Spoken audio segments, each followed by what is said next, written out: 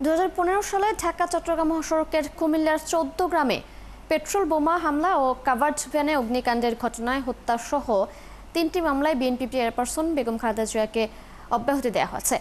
কুমিল্লা আদালতের রাষ্ট্রপক্ষের আইনজীবী কাইমুল হক রিঙ্কু জানান, 2015 সালের 3রা ফেব্রুয়ারি 14 গ্রাম উপজেলার জগমোহনপুরে একটি বাসে পেট্রোল বোমা হামলার ঘটনায় 8 যাত্রী নিহত হয়।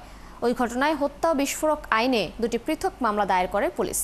মামলায় বিএনপি চেয়ারপারসন বেগম খালেদা জিয়া সহ 78 জনকে চার্জশিটে অন্তর্ভুক্ত করা হয়।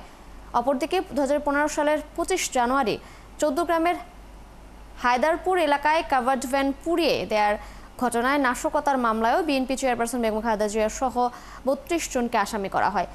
5 আগস্ট আওয়ামী লীগ সরকার পতনের পর পরিবর্তিত পরিস্থিতিতে 2 মামলার শুনানিতে বেগম খালেদা জিয়ার সম্পৃক্ততা প্রমাণ না হওয়ায় অতিরিক্ত জেলা ও দায়রা জজ আদালত 2-এর বিচারক শফিকুল ইসলাম তাকে মামলা থেকে অব্যাহতি দেন। ওনার কুমিল্লায় যে 3টা মামলা ছিল, 3টা মামলা থেকে উনি আল্লাহর রহমতে অব্যাহতি পেয়েছেন। দেশবাসীর দোয়ায় আমরা এই মামলা থেকে ওনাকে অব্যাহতি দান করতে পেরেছি। আমরা আল্লাহর কাছে শুকরিয়া আদায় করি।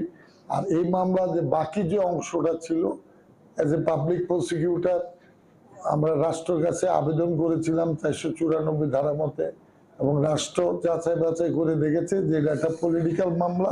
সেই কারণে বাকি আসামিদেরকে এই মামলার দায়ের থেকে এই মামলা রাষ্ট্র আর পরিচালনা করবে না, এবং এই মামলা উইথড্রলের জন্য আমাদের কাছে চিঠি আসছে এবং সেই চিঠি আমরা জমা দিয়েছি এবং কোর্টও এটা অ্যাকসেপ্ট হয়েছে।